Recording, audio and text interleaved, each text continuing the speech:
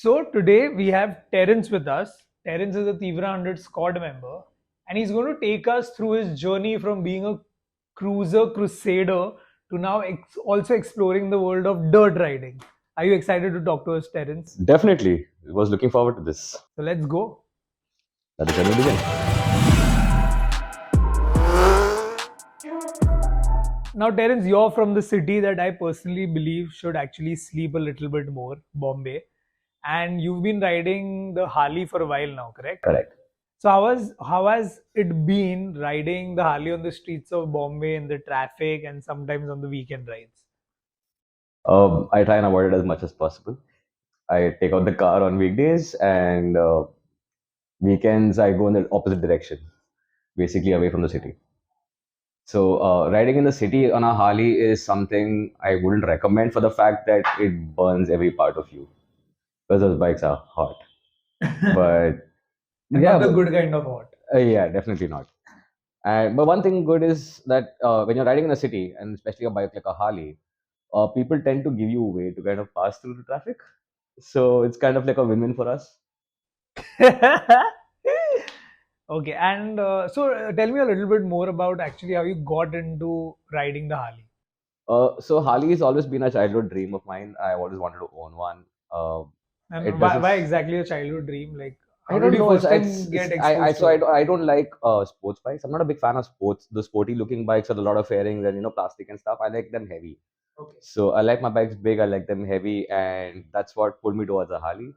And it's just been okay. Yeah, there were other bikes as well in the past, but Harleys have always been the one bike that I want to go to, the brand especially. And somehow over time, it just grew, and here I am. Which was your very first bike that you bought for yourself? An Activa. I think a But lot of riders must have started with that. college days, Yeah, I in fact, Mark from the team just the other day he was swearing by an Activa because he got it for some work and he just loved zipping through traffic it's on the an Activa. best thing to ride in the city. Do you still have your Activa? Unfortunately, not in Bombay. It's in Bangalore. Okay, and which was your second bike there? Second was an Avenger. Okay, Again, so because of the cruiser look in the Avenger, that so because I you've love. actually you've been a little inclined towards the cruising world. So second bike was the Avenger. It was the first 200cc Avenger that was delivered in Bangalore at that moment. Oh wow! So I waited for a good, I think 2.5, 3 months. It was a wait because the bike had just launched. As it launched, I went on and placed the order, and I made sure that I got the first bike in Bangalore. Got the bike. I still own it. It's with a friend right now. I've given it to a friend to ride Yeah. because I can't balance out all the bikes together. Huh. So he's using it in Hyderabad right now, and bike is not given. Touch wood hasn't given any issues whatsoever. That is awesome. Also, this thing, this sort of like the nostalgia of not doing away with your first set of bikes. I think you're one of the luckier ones who still at least has direct access to one of the first bikes that you owned. True. It's difficult. In fact, the same thing happened in my car as well. I couldn't get rid of it. I had it for what, 19 years. Wow, it's a really long time, man. So You, but it's like it's one thing just having access to your first set of bikes or cars. It's another to even maintain them. true.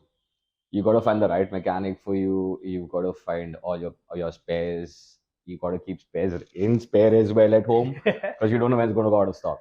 Like I have issues with my bike at times, and I kind of keep extras with me sometimes. Like tires are not easily available, batteries are not easily Uh, available, so keep backup with me always ready. You hmm. don't know when you need them. So, how has it been for you upgrading your Harley over the last few years? Like, how did you approach it? What was on your mind? What did you want to get from your bike? Comfort on long rides. Look something that looks good, something that stands out from the crowd because a Harley is all about showing your personality on your bike itself. Hmm. It's like a Harley rider would normally say the bike is an extension of his own person. So try and portray what they are on their bike. That's the reason for the paint job on the Harley and everything. Uh, Overall, otherwise it was aesthetics, comfort, uh, practicality as well. Hmm. Because like for example, your lights and stuff, you need those when you're riding in the dark Correct. because we do Correct. long rides, and our rides normally go for like sometimes 24 hours. So if you have to ride, we ride it. Uh, So we need good lights. We need if the roads are bad. Now Indian roads are not good everywhere. You Correct. come across No, stretches where obviously. roads are really bad. So we need to have good set You of are most often suspensions. you're off-roading on Bombay streets. Yeah, you could say that. Yeah. So not just Bombay streets as well. In fact, Correct. certain Correct. villages also you enter. Correct. I did a ride from Goa to Bombay. I ended up taking a wrong turn. I ended up in the wrong road, and yeah, it was a bad experience. I was supposed to reach home at 7:30. I reached home at 11:30 with a Wow. broken back. Man. That must have sucked. Can't help it. Wrong Tell me decisions. some like Harley stories, like some stories with your bikes that have stayed with you, like the 7:30 to 11:30 delay. Breakdowns.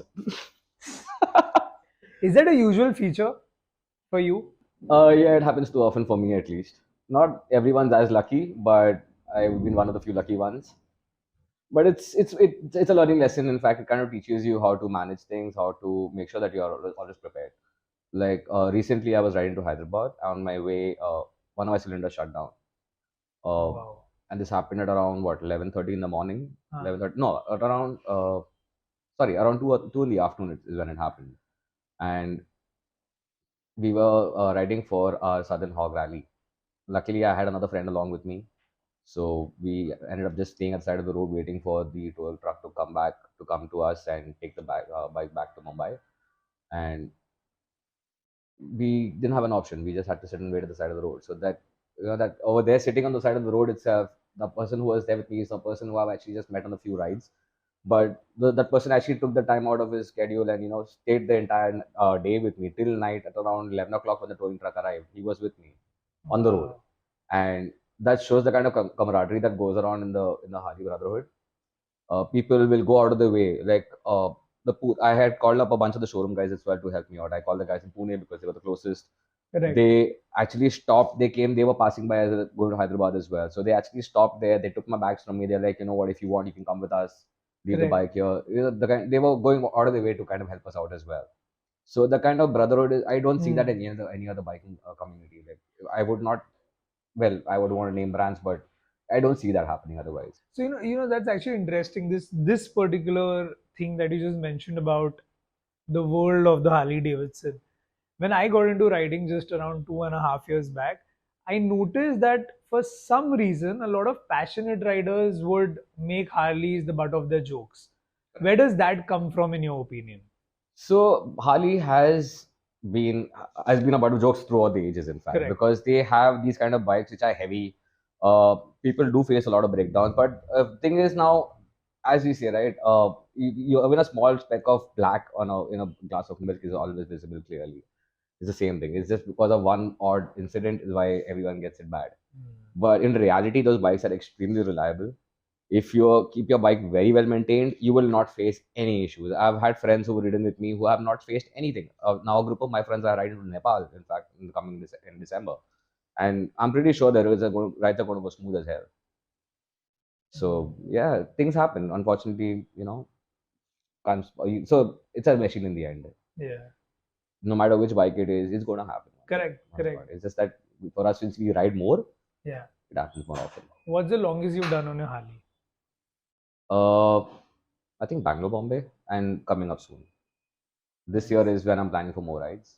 December, I'm riding to West Bengal from Mumbai. That's That's going to be the awesome. long one. That's awesome. So it's like what, 3 days?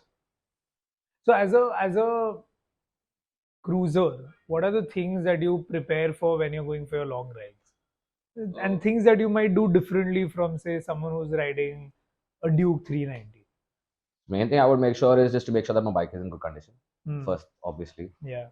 get my gear in place, and if I'm crossing states, I would make sure that I have all my gear in place, like Hmm. rain gear as well, Correct. especially because rains are unpredictable these days.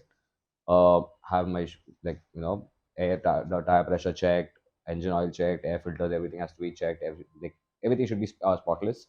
Bags obviously have to be packed. Correct. Uh, Otherwise, other than that, I don't think so there's much of difference. Between just any other Just we bike just rider yeah, and a we just get on the cruiser bikes and we riding a move. Harley. And That's yeah, fuel obviously. fuel. I think now you also need to keep a check on the rate and not just fuel. With a Harley rider, it doesn't matter. You've been too used to it for too long now. Now, since I know this, I'm directly going to ask. So your last bike purchase has been an impulse, correct? So tell me something about how did you shift from regularly riding only the Harley to now riding also an impulse? So this was all thanks to y'all Hmm. at the event at Bar, where y'all introduced us to off-roading. Honestly, when I entered the place, I was shit scared. I didn't want to even get on the bike. I Mark was remember. the one who forced me. He's like, dude, get on the bike, do it. I got on the bike. I still didn't want to move. The first few rounds, I was in panic mode. Hmm. Literally, like you could say, anxiety attacks. Correct. And I was shitting my load, and I'm like slow as hell, just trying to, get used to it because I'm used to riding a heavy bike. Hmm. And this was something that's featherweight up between my legs. And I'm like, I'm not used to that. Correct. So, but over the few hours that we kept on going around the place, it kind of grew on me.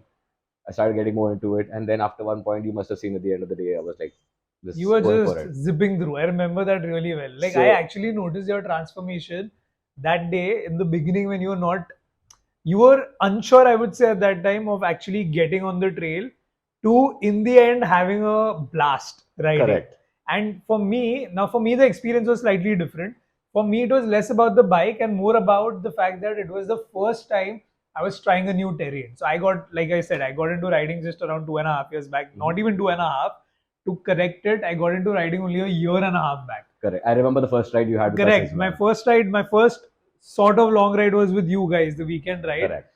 And when I reached Bar, my first reaction was, okay, I've ridden on roads. I've ridden with this set of people, so I trust them. And I also know that these guys will not make me do anything stupid. I had the right kind of backup. But somewhere I was like, will I be able to do it? Then at Bar, they trained us really well in the beginning. They also, I think, helped us progress from the first track, like they called, to the final trail, the enduro trail. And I had a similar experience from being very unsure of whether I would be able to do it to actually doing it. But for me, it was more about experience.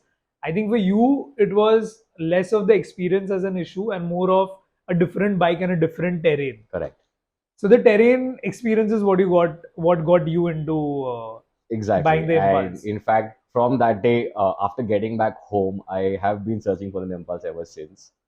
I've asked around everywhere possible, and the price ranges were very high, like because the bike is in high demand right Yeah, now, yeah, yeah, unfortunately. yeah, yeah. So it was difficult getting one. Finally, I happened to get my hands on a pre-owned one, which actually your friend was selling it, so it Yeah. was pure luck. Got it. He had done a little bit work on it, but I still want to customize it for myself. And was it like completely new territory for you with respect to It was. modifications? No, no. So again, we're talking about mods that are going to suit for off-roading. Yes, Yeah. because again, I'm a highway rider, and this Ah, is something completely new. So yes, I did my research quite a bit. I reached out to people who like the people like Mark as well and other friends from the TIIVRA group as well. I reached out to them and asked them, what can be done? How do I get this to do this? uh, there was a lot of help given to me. I a lot of videos, lot of articles here and there, a lot of research. It basically took quite some time. What it was in Feb that we went to Bar, and yeah. I ended up getting the bike somewhere in I think it was August end. So it took Ah, that entire period of time just for research and to find the bike. So I didn't want to. I have this habit before buying a bike. I research my bike, hmm, like correct. everything about it. Even before buying the Harley, I did research for 4 years. I actually tested out bike for 4 years. Like I went to each and every showroom across Mumbai, rode a multiple amount of bikes, and that's what zeroed me in on the Harley finally.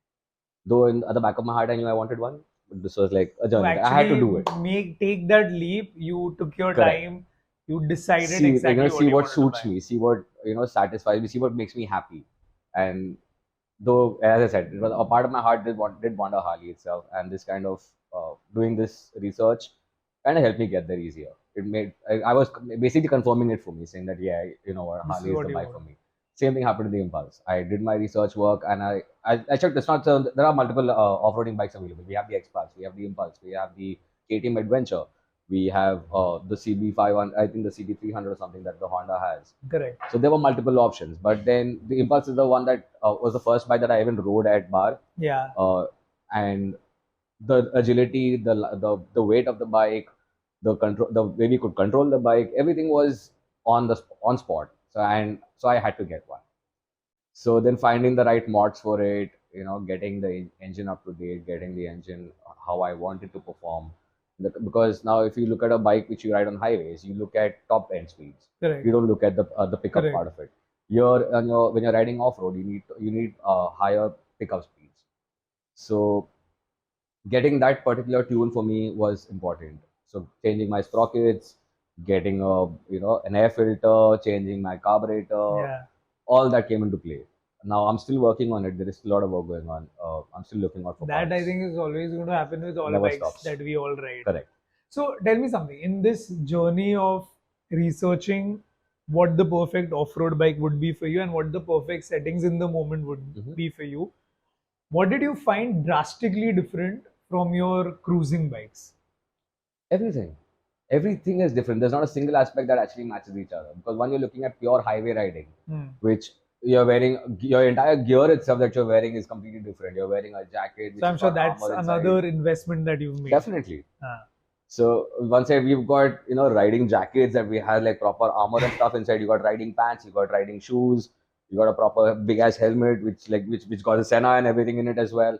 And on the other side, on the MX side, you're looking at like an MX helmet. You're looking at riding jerseys, the armors on the inside. You're wearing a correct. different type of armor, the MX pants, MX boots. So yeah, uh, like it's heaven and earth, the differences. But you have to do your research to get there. And how did you ready yourself over the last few months with respect to the fact that, okay, now I will be doing more riding on tracks like bar or more off-road trails?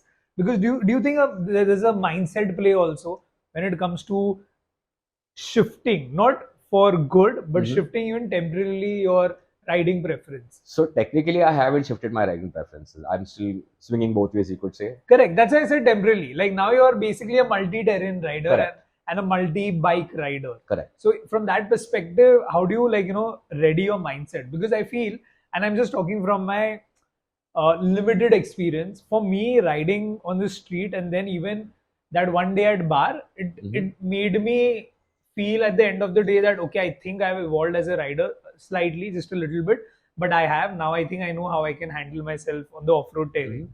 So for you, how was that from a mindset shift? Mindset wise, for me, it took preparing. It did. I had to prepare myself, obviously, because I'm so used to riding on highways, so used to riding on smooth roads, and suddenly I'm looking at riding out like in like what waist level of water, going in slush, playing around in it, and so it did take some preparing to do. Uh, Physically, I didn't do anything about it. Honestly, I'm too lazy for that. But mentally, as I said, the research work kind of pulled me towards it. It kind of made me ready already because I'm already interested in the bike. I know I want to get it. I know I have to get these particular gear for it. So I'm already mentally I'm getting myself prepared already, saying that what I have to do this. I have to conquer this. I want to excel at it. So I do intend, maybe not now, but maybe up in the future to start doing proper trails and competing and stuff Correct. with it as well. Oh, that's That's interesting. that's that's like a dream that I So have. that's what I'm interested in knowing. Like, what is that spark that makes you suddenly feel like maybe I want to compete in this? There's no spark as such. It's just like because the bike I've been riding, I find it so agile. I find it so light. It's like I think it can do more. So the bike is the one that's pushing me there. Nice. So the bike is my you could So say, more than it can do more, it's also like I can do more with this.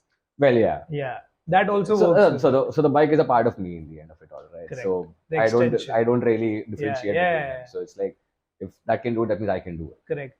So if you look at me when I'm riding a bike, I should look like a bear on it, but it's still fun. And like done a few trails with a few other team members as well. And though these guys are experienced, I've still been able to keep up with them. So for me, that's like an achievement already Hmm. because this is something that's like completely new for me, and I've still been able to do it with seasoned riders without issues. Uh, like the first trail that I had even done was with Siddharth and the team, Correct. and surprisingly, I never had a fall. The same thing happened at bar, no falls. Touch wood, but And I feel like at least 70, 80 times at bar. That you remember that uphill in the enduro track, the one before the correct. obstacle. I must have fallen at least 70, 80 times. So I don't know. It was very surprising that I never had a single fall there. Uh, but I guess, but yeah, with falling, you have experience as well. You kind of learning, how to control yourself, how to kind Yeah. of get there. But I don't know. It was just luck, I guess, that I haven't had a fall yet. It might just happen in the future. Look at the Harley as well. It's already happened. The Harley was a very stupid fall. Where did that happen? While standing. What? Now I want to know more. Where did that happen? So I forgot that the stand wasn't down Oh, and got off the bike with it. And bike had a topple. But it no injuries, obviously.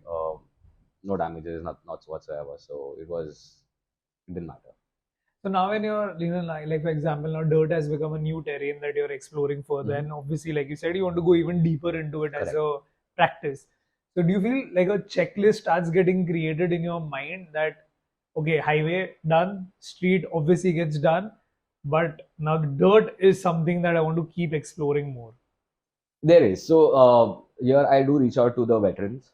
I reach out to them for advice. What can I do? How can I improve myself? Hmm. I take tips from them. I see how they ride. Like they might not even realize that I'm actually sitting and watching them move, watching them how they change their gears, their gear patterns, their braking Ah, patterns, how their stance while riding. These are things that I pick up while viewing them itself, and those kind of help me out in the long run to kind of get to that goal. correct, correct. That's interesting. Do you think this idea of the multi-terrain is slightly evolving or rising amongst riders these days? So there are a lot of riders. Okay, I'll speak from a Harley perspective.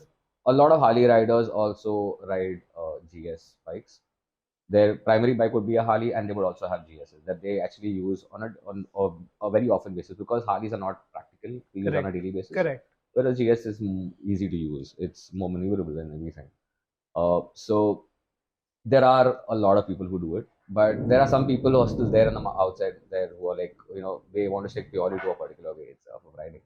Like if they say track, it's only going to be track. If it's going to be it's going to be highways, only highways. There are people out there, but hopefully they change their mind as well. They should try something else. It's fun.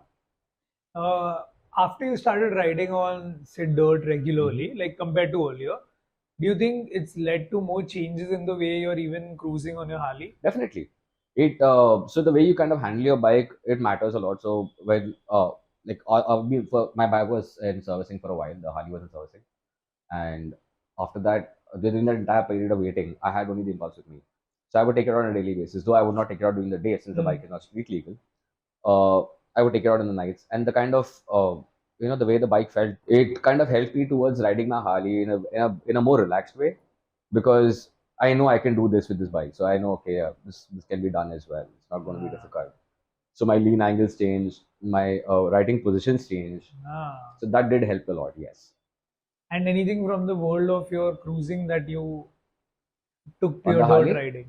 Uh, From Harley to your impulse? So, from riding a Harley, we do distances. So the fact that track racing, riding dirt on an impulse, it is enduring for you. Hmm. You do get tired, so it is good to be prepared, stay hydrated and stuff. So that's something that I learned from the Harley days itself. Always keep hydration That's with a me. really good point. So no matter what, when it's a short ride, keep a bag of water with me. Keep my hydration bag at least, or if nothing else, stop and get water, a bottle of water, and keep it somewhere handy. uh, Being prepared to ride in all weathers, because well, riding dirt, we were doing it mostly in the rains. So you get used to getting wet. It doesn't matter then anymore. Like, so that after that, I could do the same thing on my bike, on the Harley as Correct. well. Otherwise, Correct. normally I would think, okay, it's going to rain, and let's not take the bike out. Let's take the car out. So those kind of things, it stops. You kind of get over that part. It's like, Hmm. it's okay. It's raining. I've done it before. I've been completely covered in slush. Doesn't matter. Let's go for it. That's actually a really good learning to take from the world of cruising to riding on the dirt, because I think a lot of people don't realize that while the trail might be short, it takes up a lot of your physical endurance. Definitely. And even while you're cruising for long hours, however relaxed the bike is, it's a mindset game because Correct. you're trying to sustain yourself for say 10 to 12 hours. You're planning your meals accordingly, Correct. you want to plan your nutrition accordingly, and physically it turns out to be much more enduring than a Correct. person would expect. That's Yes. interesting. What about street? Like, if you look at terrains, you have highway, Mm-hmm. you have dirt. Correct. What about street? Like, how do you think you want to own the world of street riding? So unfortunately, the Harley is too loud to take out in the street, Correct, 100%. and my impulse is not street legal. If I take it, I'm going to get caught by cops. Yeah. So street riding is something that I normally take out a scooter or something for. It's fun. It's the traffic is there. You're riding a scooty. It doesn't really matter. It's like just go for it. You're just stress free. You're relaxed. It's if you feel that you are like your traffic is going to stress you out, I would recommend not riding at all. Then. So just forget about riding altogether. You can't think about it. So enjoy it while you can. Mm. What have your Harley mates or buddies thought of this new exposure to dirt? Like, have they been curious about wanting to try it themselves? So there are quite a few. In fact, there are quite a few members of Ali who have also been to bar.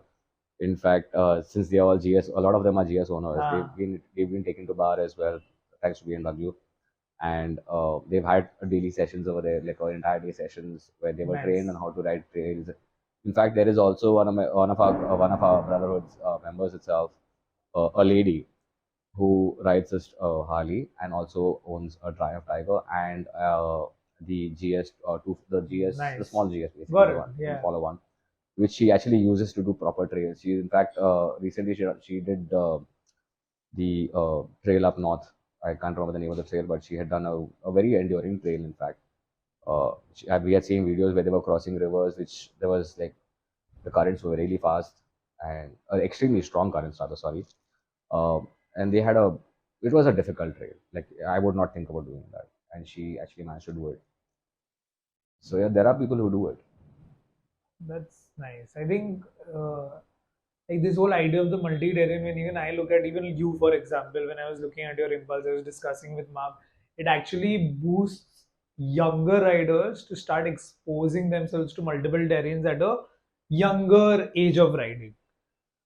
True. In fact, I don't say it's a bad thing or a good thing. A lot of young riders these days are being rash on the roads. They think that if they see other people doing it on tracks, they can do it on the roads.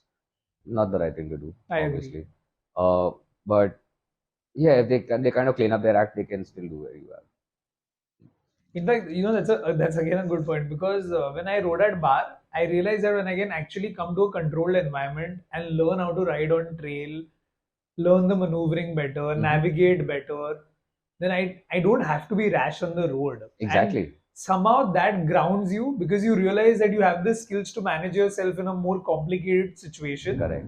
So maybe you can keep your temper in control, your aggression in control when you're out on the road. Very true. And on the road, everyone has a functional purpose, reach from point A to point B. So you can't let the frustration of the car driver get to you because that could lead to an unnecessary fight, an accident, even an injury or loss of life. So why get into that trouble? Exactly. Yeah, that's been my learning also from the whole idea of the multi-terrain because it just teaches you how to handle, like you spoke about handling the Harley differently and getting to know about that after riding the Impulse more. I have a trick question for you. If you have a bag of gold, what would you invest in right now? In the world of cruising or in the world of dirt? I'll split it halfway. Not allowed. Why not? No, not allowed right I'm doing it right now itself. That's true, but now you're not allowed with this question. I'm deciding the question and the rules. Hey, not fair. What would you do next? So right now, since I've already bought the Impulse this year, my plan actually is to buy another Harley. Another Harley? Which one are you I'm planning looking to upgrade. Let's see. I'm just keeping an eye out. Though I wanted to own a Fat Boy at least once in my life. The bike is not practical anymore. The engines are not anymore reliable. The tires are bad. So I'm looking at either a Fat Bob or a Street Bob. Hopefully, if I'm lucky, by the end of this year or latest by next year, I should upgrade. Again, if you were to buy another off-road bike from your research till now, and now from this discussion, I know that you take KTM. your time. KTM? Which one? Any of the KTMs. Like I'm not talking about the Indian ones. I'm talking about the actual MX ones. Like if it's a proper investment, yes, hell yeah, any day. Even I have my eyes on the gas guys. That whenever if I actually get so deeply into off-road and I want to make an investment, I would love to make an investment in it. But it turns out they're not actually launching next year, from what we've heard. Sadly, but yeah, there are sources where you can get them if required. There are sources for everything. Exactly. Right? Okay, so gas and one more Harley for your garage. That's no, it's not one more Harley. It's like I get rid of one and get the other. I don't have that much of parking space. Again, a Bombay problem. Tell me about it. So I have one more question actually. I know there are too many questions from my end, but one more. What still keeps you hooked to the world of Harley? What is it? Like how come when like for example, right now in off-road, you're riding the Hero Impulse and you're okay to shift to a KTM. But in the world of cruising, what keeps you hooked to the Harley? The camaraderie, the brotherhood, the kind of so the first Harley event that I actually went for was in the month of April. This happened at Pune, and even though I was This brand year, new, like this year correct, was your first ever Harley event that you correct. went to. Oh, Because for the past 2 years we were and in you've been lockdown riding the Harley for how many years? for 2 years now. Okay, cool. So I Yeah. bought the bike before the lockdown. Yeah. Then lockdown happened, and because of that, none of the Harley events happened. Everything was on hold. Got it. So this year in April was the first Harley event that happened after 2 years. So when this at this event, even though I was brand new into the community, I didn't feel like I was a stranger or like an outsider. No one treated me differently. It was all hands welcome. People were welcoming with open arms, and that felt nice. The kind of brotherhood that was there, the kind of people are really going out of the way to help you out if required. Like I didn't have a place to stay. They offered me to. They actually offered to book my room for me, Whoa. like without even asking me for money for it or anything. They were like, you know what, come stay with us, or we'll book your room next to us. Just come and stay. And the kind of brotherhood that's there, it is a different feeling altogether. The same thing happened when I rode to Hyderabad as well. Even though uh, I was still brand new again. This is the second event, still brand new. But the people, they didn't treat us like I've been an outsider. They were like, oh, it's so amazing to see you again. Like we were just two people riding on one bike, and the guys from Pune happened to overtake us. They saw us trying to find our way. They were like, oh, come along with us, join our group. There were like a bunch of 19 bikes that time. We just joined them, and though they were going faster, but yeah, we kind of kept up with them, and they kind of took us all the way through. So the kind of brotherhood that's there is what keeps me there. No So matter what. hearing this side from an insider of the group, Mhm. how do you then react to sometimes the conversations about the exclusivity or the closed group values that the Harley owners group or other Harley groups sometimes exhibit? Uh, so yeah, what people say that there is an attitude issue with Harley guys. They won't like wave at another biker. They will not acknowledge another biker. It is true for the fact that if people don't respect us, why should we respect them? So it's It's become more of an us versus them because of a few bad cases here and there. not just a few because of the being at the butt end of the jokes. People think that we are the bad sheep, but in reality, it's like we all riders in the end. We got to learn to respect each other on the road. Ah. Riding a bigger bike on the roads, we notice people want to try and overtake. Even if you're riding a Harley and the other person on a sports bike, a Harley rider's cruising. He's got enough of torque under his arms to kind of just fly if he wants to. Yeah. But he's cruising. You find a sports bike guy trying to come and race us. Why?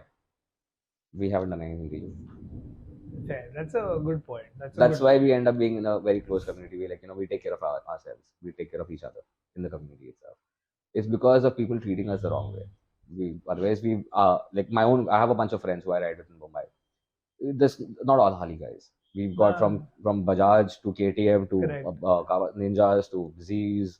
We've got all the bikes there. Dominas, yeah. Even Enfields and everything. Even if you've got a bike which is slow or a rider which is slow, we still wait for them. One of us will stay behind with them, make sure that they are up with us. So there's nothing against other riders that I have. It's just that people treat us differently. If you were to be like, I know you just mentioned that sometimes you're lazy about the physical changes required for off-road. If you were to be very strict with yourself, what would be that one thing that you want to change so that you can level up your off-road riding? But even in that, physically, what would you start undertaking? Because I'm sure you've done your Weight research loss. even on that. Weight loss. Okay. Massive weight loss, because if your bike's light, you need to be light as well to kind of get that initial pickup there. So that's one thing that I want to do. If I get time, yeah. Yeah. Is it just time? That's the issue? Because of work and everything, trying to balance out work life and this biking life, it does get difficult. Yes, most of my day goes with work. Evenings and plus I stay alone here in Mumbai. Kind of fending for myself, getting my meals, cleaning the house and stuff like that. Time does go with that. So I don't really get a lot of what the kind of workout that I get is basically me mopping the floor and sweeping the house. So yeah. If you were to take away one lesson, no, not lesson, sorry, actually, I'm going to rephrase that. Did you ever feel that I wish I had done off road riding much earlier? I wish I had gotten used to it earlier or gotten exposed to it. Have you ever felt that? I did, but then it's better late than never. That's also true. So what's next in your riding journey? Overall, like I know you told me specifically in off-road what you're looking at doing in cruising, but overall one thing that you want to do next. The one thing that I want to do next, that's a tough one.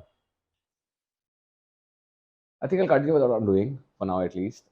Maybe in the future, see where life takes me. If it's a track, then it's a track. If I'm fit for it, maybe why not?